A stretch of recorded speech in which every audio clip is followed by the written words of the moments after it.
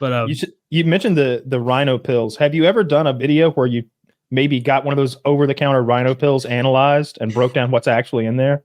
Yeah, I've never done it, but I've seen lawsuits even on those exact products, and oftentimes it's just like a laundry list of random ingredients, and sometimes it does contain actual tadalafil or something of that nature. Yeah, when it's not supposed to. So no shit, it works decently well. Yeah, I took one once, and it was the worst experience. First of all, it worked. There was Viagra in there, but it gave me like all the worst effects of Viagra as well, like this crazy light sensitivity and crazy headache. And after I had sex with the girl, I was like, well, you got to go. I feel horrible. I've got to lie down. The capacity of a typical capsule is 750 milligrams. So you can just imagine if there's some like unethical person who's willing to illegally put Viagra in your product anyways and not tell you. Who fucking knows how many milligrams of Viagra is in there? It could be 300. Yeah, nobody's keeping an eye on it. It's huge. Yeah. And I went to the gas station and I was like, give me one of those. Yeah. You really bought one of those? Like the background of it looking like a trading card didn't tune you in? I knew what I was getting into. But I had a heavy afternoon of sex. Dude, it's the ad copy on the package is written with a Chinese accent. It is. You come hard. It's like not even close. Well, I mean, the whole idea that they're suggesting, I think, is that there might be rhinoceros horn in the product, which is they do love that, yeah. Which is they believe in parts of Asia as an aphrodisiac and a sexual, helper or whatever. But whatever was in there, we're not was here awful. to pass judgment on that. Wait, we're not? What if it works? Well, the rhinos. That's their advertising campaign. 2 billion Chinese people can't be wrong. We know better than you. No, I wouldn't trust any of that. But but our pills don't have any rhino horn in them, and they work. So that's good. Yeah. Nowadays with like telemed platforms, it's kind of crazy that not long ago that was the way people had to get dick pills, was go to the gas station and hope it had something like Cialis in it. Whereas now you guys have like Blue Chew and lock and load pills. Like you don't need to shop anywhere else. Yeah, we're in the telemedicine is interesting. You probably know more about this than any of us do. I know you can get all sorts of like you can get finasteride and like herpes medications and probably hormones and stuff like through telemed. What's the legal stuff behind that? Like what's the limit to what can be prescribed via telemedicine? Yeah, that's the tough thing, is because it's almost up to the risk tolerance of the pharmacies you can fulfill through. So what drugs are actually available in legally compliant and certified facilities. So that drug catalog is kind of what you're limited to. And then above and beyond that, it's like, how willing is the doctor to risk their license for something that might not be justified?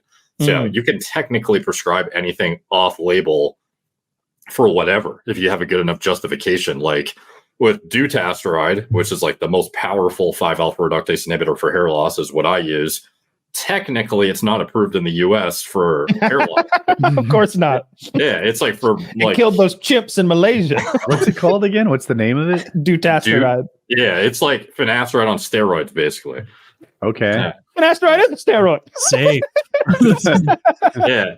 So that like nukes your DHT, but typically it's only prescribed if you have benign prostatic hyperplasia, which is like a big prostate. So who's to say I might have a little of that? Exactly. Yeah, getting older. Touch of it. And that's like a loose, like, relative. That's a low risk example too, but there are like pretty aggressive stuff being done where like, Anavar, a very popular steroid that is highly sought after and faked often in the black market. If you're a girl and you don't want to get viralized and end up looking like a dude, or you're a guy who just wants legitimate shit, it's advantageous to have pharma-grade product. And is there ever a justification, though, for a bodybuilder to get prescribed Anavar? Like, typically, not really. It's for, like, burn victims and stuff. So it's, like, trying to justify that. It could be prescribed, technically.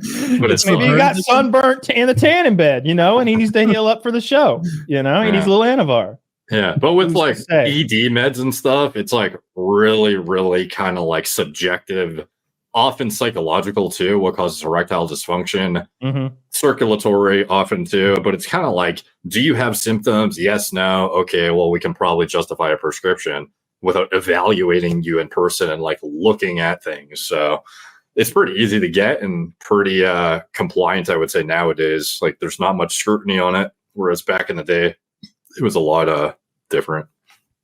Yeah, it's a weird line because I take I can't remember what it's called for cold sores. It's whatever the pills are. Valtrex. Yeah, but it's like valacyclovir or something. That's the chemical name. Mm-hmm. But it's so nice to just have a bottle of those pills. And I didn't have to talk to a doctor. I just had to go to a website and click some boxes, and they believed me and sent me antiviral medication through the mail. And it's like, yeah. Oh, yeah. Okay. Way better than having to go to your fam doc and be like, hey, so I go. Well, they won't do it. They'll be like, this is actually for genital herpes. And I'm like, yeah, but they're like the same fucking thing. And it works so well. And I don't want a big rotten spot on my lip for 3 weeks. So give me I feel pills. like there's too much barrier between you and the medicine you want, right? If I want to try a hair loss medicine, if I want to try a herpes medicine or whatever, why do I have to, like, I don't know, go to a doctor and get embarrassed? It's harder than it should be. Now, I get some things have big risks, but maybe there's more classifications and we can over the counter more stuff. It sucks. Yeah.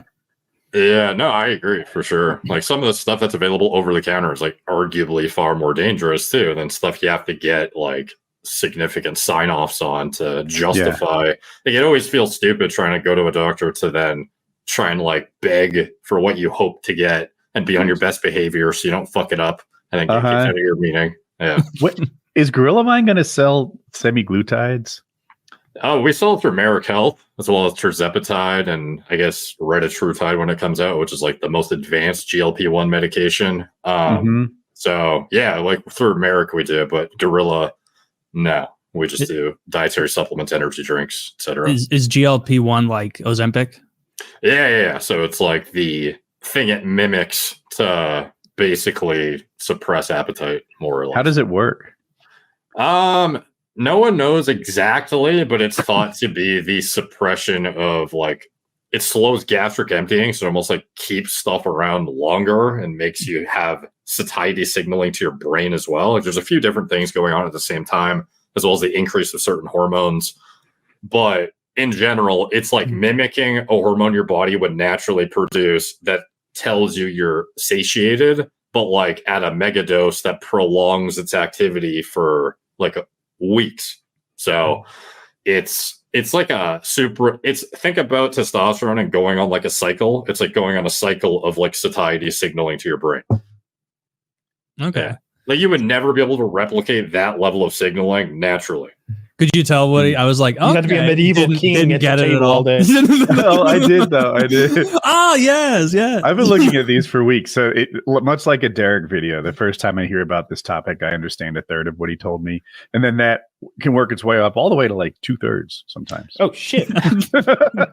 Yeah, what was crazy is I was talking about these drugs years ago before they became popular and like, oh, this looks like a really interesting thing for bodybuilders and prep to not bail on their appetite and fuck up. Because typically when you're bodybuilding, you're kind of limited to what you can use that helps you stay on track, especially when you get to single digit body fat. You're just like, you know, your brain is just craving things nonstop, and it's like borderline starvation level territory all the time. But you're kind of limited to using like heavy duty stimulants, things that crank your CNS, mess with your heart, crank your dopamine way too high. Yeah, central nervous system. Okay. So like the drugs that were available were kind of shitty for suppressing your appetite. Things like Adderall are being abused. People were smoking. I know some people who started smoking just to suppress their appetite to get ready for bodybuilding shows and then became addicted. I started vaping. Yeah, of course I know him. He's me. Yeah. Oh my god! Like when I was at my hungriest and like lowest body fat, I was smoking. I was going to the vape shop every week, getting a new flavor, and it was always like banana pancakes. It was like the things I wanted. What was like your caffeine dose up to back then? I forget. It's probably like a gram or something obscene. I took a gram one time to see how it would feel, and it didn't feel like too much. It just felt like a lot. but I was taking about 750 milligrams on like at the most. And 500 was regular. Like 500 was if I felt like I was going to take 500 no matter what, but if I felt like I really needed a boost, I was going to take 750. That's so and just much. really Were pills your only source, or did you do coffee and stuff like that? I was always drinking coffee, and like kind of, but and tea. I drank so much unsweetened tea and green tea.